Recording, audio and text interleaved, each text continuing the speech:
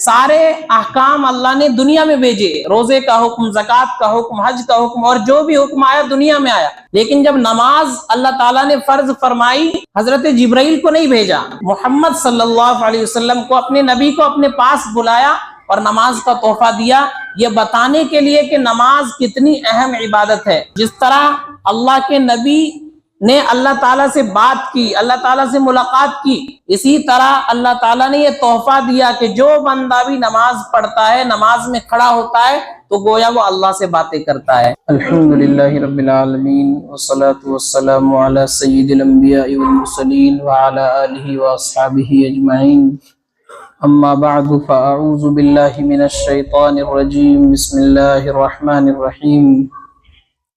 سبحان الذي أسرى بعبده ليلا من المسجد الحرام إلى المسجد الأقصى الذي باركنا حوله لنريه من آياتنا إنه هو السميع البصير۔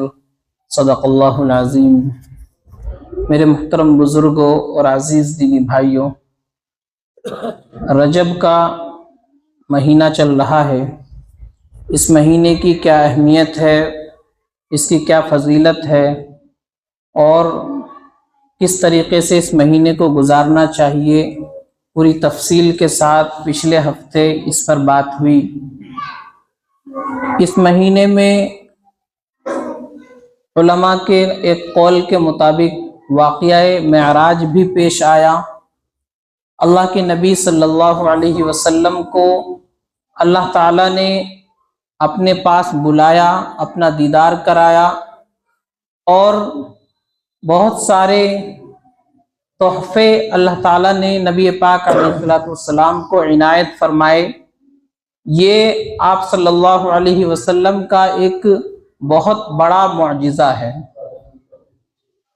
جس سال نبی علیہ السلام کے چچا ابو طالب کا انتقال ہوا، اور کچھ ہی دن بعد آپ کی غمگسار بیوی حضرت خدیجہ رضی اللہ تعالی عنہ کا انتقال ہوا، تو اس سال کو عام الحزن کہا جاتا ہے، غم کا سال۔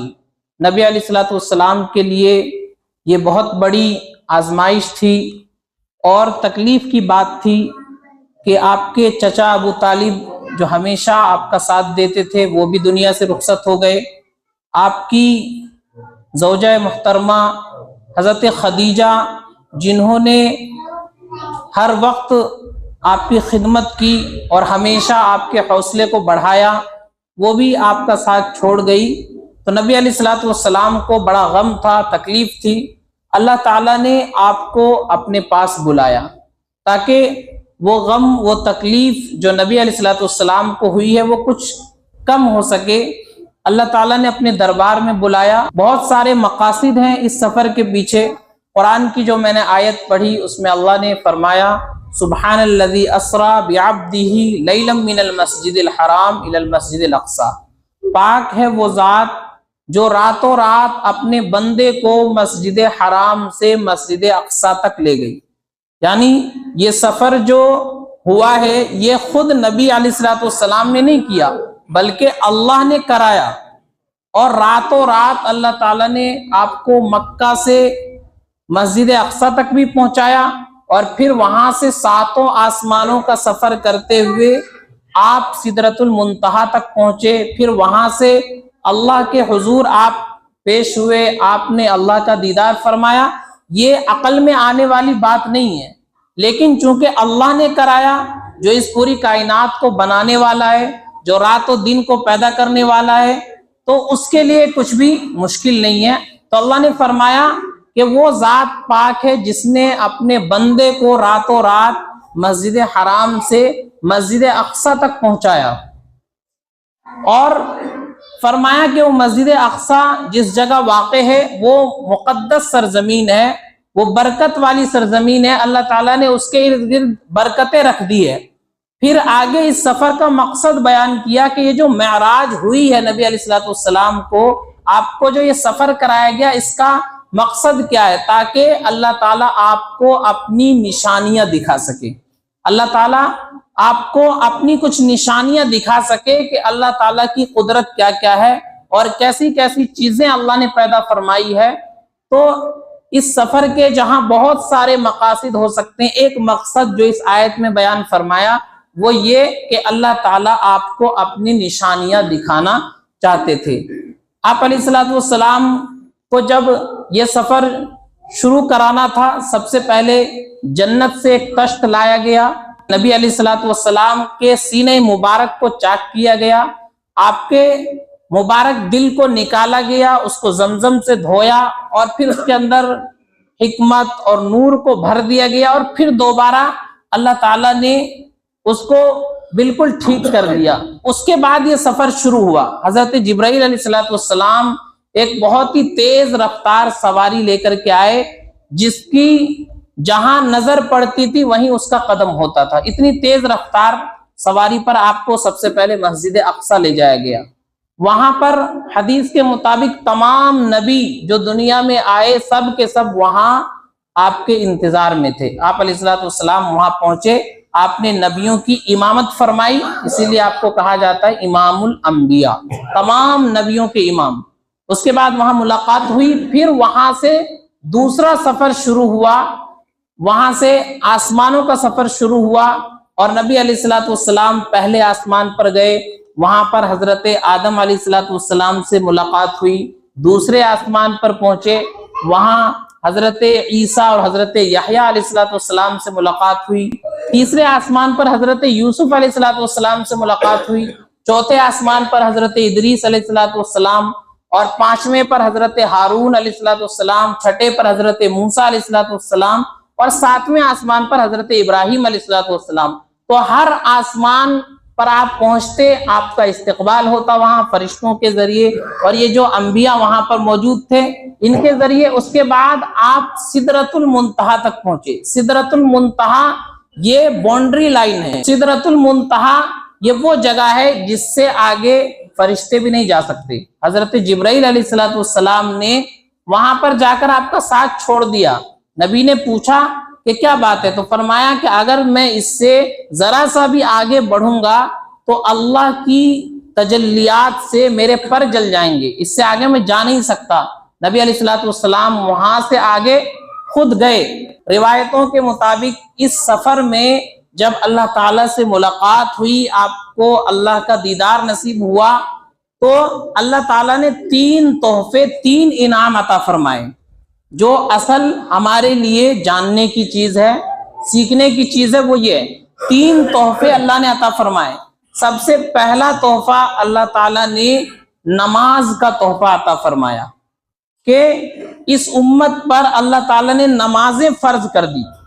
سب سے پہلے 50 وقت کی نمازیں فرض ہوئی، لیکن حضرت موسیٰ علیہ الصلوۃ والسلام سے ملاقات ہوئی۔ نبی علیہ الصلوۃ والسلام کو حضرت موسیٰ نے پوچھا کہ کیا اللہ تعالیٰ نے حکم دیا، تو فرمایا 50 وقت کی نمازیں دی ہے۔ تو حضرت موسیٰ نے کہا کہ اللہ کے حضور جاؤ اور اللہ سے کچھ کمی کی درخواست کرو کہ اللہ کچھ کم کر دے، آپ کی امت پڑھ نہیں سکتی۔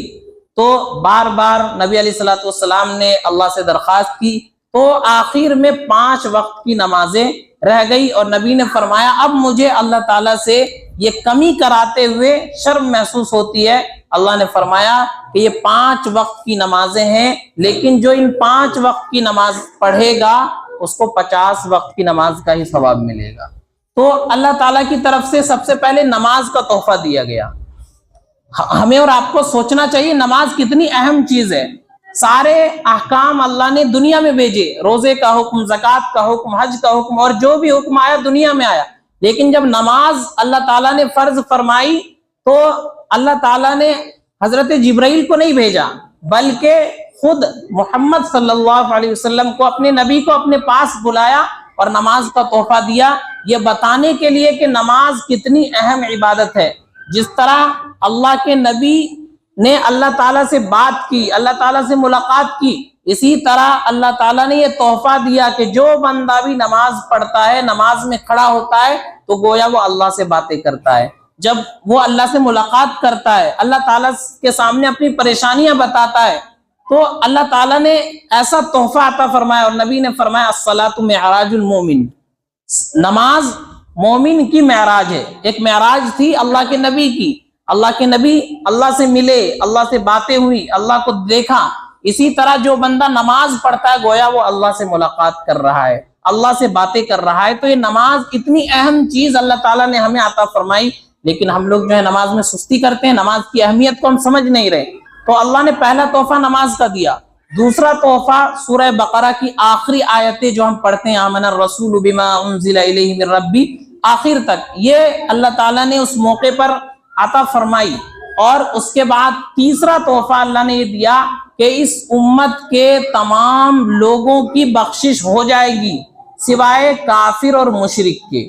جو کفر کرے گا، اللہ کا انکار کرے گا، اور جو شرک کرے گا، اللہ کے ساتھ کسی اور کو خدا سمجھے گا، اللہ جیسا کسی اور کو سمجھے گا، اس کی بخشش نہیں ہوگی۔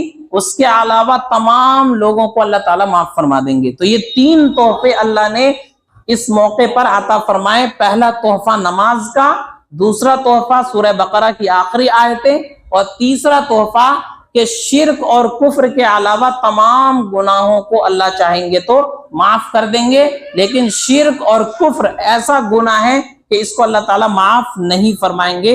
تو یہ تحفے اللہ تعالیٰ نے عطا فرمائے۔ اس کے علاوہ نبی علیہ الصلوۃ والسلام نے وہاں پر بہت سارے حالات دیکھے اور بہت ساری چیزوں کا نظارہ کیا، جن میں سے چند کا تذکرہ میں آپ کے سامنے کرتا ہوں۔ نبی علیہ الصلوۃ والسلام کا گزر ہوا ایک جگہ سے، تو آپ نے دیکھا کہ کچھ لوگ ہیں جن کے بڑے بڑے ناخن ہیں اور تانبے کے ناخن ہیں، وہ ان ناخنوں سے اپنے بدن کو چھیل رہے ہیں، اپنے بدن کو نوچ رہے ہیں۔ تو نبی علیہ الصلوۃ والسلام نے پوچھا یہ کون لوگ ہیں؟ تو بتایا گیا کہ یہ وہ لوگ ہیں جو دنیا میں اپنے بھائیوں کا گوشت کھاتے تھے، یعنی غیبت کیا کرتے تھے، تو غیبت کرنے کی وجہ سے ان کو یہ سزا دی جا رہی ہے۔ اللہ نے ان کو تانبے کے ناخن دیے اور ان تانبے کے ناخنوں سے وہ اپنے بدن کو چھیل رہے ہیں۔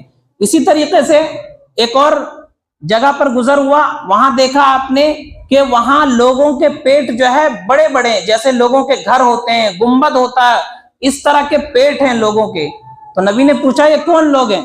تو آپ کو بتایا گیا کہ یہ وہ لوگ ہیں جو دنیا میں سود کھایا کرتے تھے، اس کی وجہ سے آج اللہ تعالیٰ نے ان کے پیٹوں کو اتنا بڑا کر دیا، اور سانپ، بچھو، زہریلے جانور باہر سے ہی نظر آ رہے ہیں، وہ ان کے پیٹ میں گھوم رہے ہیں۔ تو سود کھانے والوں کا یہ انجام تھا۔ اس کے بعد ایک اور جگہ گزر ہوا، دیکھا کہ کچھ لوگ ہیں جن کو پتھروں سے مارا جا رہا ہے، ان کا سر بڑے بڑے پتھروں سے کچلا جا رہا ہے، جب سر بالکل چور چور ہو جاتا ہے پھر دوبارہ ان کا سر اچھا ہو جاتا ہے، اور پھر دوبارہ پتھروں سے ان کے سر کو کچلا جاتا ہے۔ تو نبی علیہ الصلوۃ والسلام نے پوچھا کہ یہ کون لوگ ہیں؟ تو فرمایا گیا یہ وہ لوگ ہیں جو نماز میں سستی کیا کرتے تھے، نماز نہیں پڑھا کرتے تھے، نماز کا اہتمام نہیں کرتے تھے، اور پڑھتے تھے تو سستی کے ساتھ پڑھتے تھے، وقت پر نہیں پڑھتے تھے، جماعت کے ساتھ نہیں پڑھتے تھے۔ تو اس وجہ سے ان کو یہ سزا دی جا رہی ہے۔ اس کے بعد پھر آگے گئے تو آپ نے دیکھا کہ کچھ لوگ ہیں جن کی شرمگاہوں پر چیتھڑے چپکے ہوئے ہیں اور وہ اونٹ کی طرح چر رہے ہیں، اسی طریقے سے وہ بدبودار گھاس اور اسی طریقے سے جہنم کے پتھر وہ کھا رہے ہیں۔ تو نبی علیہ الصلوۃ والسلام نے پوچھا کہ یہ کون لوگ ہیں اور ان کا یہ انجام کیوں ہو رہا ہے؟ تو ان کو بتایا گیا کہ یہ وہ لوگ ہیں جو دنیا میں زکوٰۃ نہیں دیا کرتے تھے۔ اللہ نے ان کو مال دیا تھا، دولت دی تھی، مالدار بنایا تھا، ان پر زکوٰۃ فرض تھی، لیکن یہ زکوٰۃ نہیں دیتے تھے، اس وجہ سے آج ان کا یہ انجام ہو رہا ہے۔ اس کے بعد نبی علیہ الصلوۃ والسلام اور آگے گئے، آپ نے دیکھا کچھ لوگ ہیں جن کے ایک طرف اچھا گوشت رکھا ہوا ہانڈی میں پکا ہوا، دوسری طرف کچا گوشت ہے اور سڑا ہوا گوشت ہے، لیکن وہ لوگ اس اچھے گوشت کو نہیں کھا رہے ہیں بلکہ سڑے ہوئے بدبودار گوشت کو کھا رہے ہیں۔ تو نبی نے پوچھا یہ کون لوگ ہیں، ان کا کیا گناہ تھا؟ تو بتایا گیا یہ وہ لوگ ہیں جن کے پاس دنیا میں حلال راستہ تھا، ان کی بیویاں تھی، حلال طریقے سے یہ ان سے اپنی خواہش پوری کر سکتے تھے، لیکن اپنی بیویوں کو چھوڑ کر، حلال راستے کو چھوڑ کر یہ حرام کاری کیا کرتے تھے، دنیا میں زنا کرتے تھے، بدکاری کرتے تھے۔ اسی طرح یہ عورتیں، ان کے شوہر دنیا میں موجود تھے، لیکن اپنے شوہروں کو چھوڑ کر کے کسی غیر مرد کے ساتھ اپنی خواہش پوری کیا کرتی تھی، زنا کاری کرتی تھی، اس وجہ سے ان کا یہ حال ہو رہا ہے کہ یہ اچھے گوشت کو نہیں کھا رہے ہیں بلکہ سڑے ہوئے بدبودار گوشت کو کھا رہے ہیں۔ تو نبی علیہ الصلوۃ والسلام نے یہ سارے نظارے دیکھے۔ اللہ نے آپ کو معراج اسی لیے کرائی تاکہ آپ یہ سارے نظارے دیکھیں اور جا کر کے اپنی امت کو بتائے۔ تو ہمارے اور آپ کے لیے اس واقعے میں سبق یہ ہے کہ نبی علیہ الصلوۃ والسلام نے وہاں جا کر کے جو چیزیں دیکھی اور جن گناہوں کی وجہ سے لوگوں کو سزا ہو رہی تھی، ہم ان گناہوں سے اپنے آپ کو بچائے، ہم ان گناہوں سے پرہیز کریں، غیبت سے اپنے آپ کو بچائے، نماز میں سستی کرنے سے اپنے آپ کو بچائے۔ زکوٰۃ اللہ نے اگر ہمارے اوپر فرض کی ہے تو ہم زکوٰۃ ادا کریں پابندی کے ساتھ، اور اسی طریقے سے اللہ تعالیٰ نے ہمیں حلال راستہ دیا ہے تو حلال راستے سے اپنی خواہشات کو پوری کرے۔ اسی طریقے سے جو بھی گناہ بیان ہوئے ہیں اور اللہ کے نبی نے جن گناہوں کی وجہ سے لوگوں کو دیکھا کہ وہ سزا کے اندر مبتلا ہے، ان تمام گناہوں سے ہمیں بچنا ہے۔ اس واقعے کو سنانے کا مقصد یہی ہے کہ نبی کو جو تحفہ اللہ کے دربار سے ملا، نماز کا تحفہ، ہم اس نماز کی اہمیت کو سمجھے، پابندی کے ساتھ نماز ادا کرے۔ ہم پریشان ہیں، نماز پڑھے، انشاءاللہ آپ کی پریشانی دور ہوگی۔ آپ کا دل مایوس ہے، نماز پڑھے، اللہ سے باتیں ہوں گی، اللہ تعالیٰ آپ کے دل کو سکون عطا فرمائے گا۔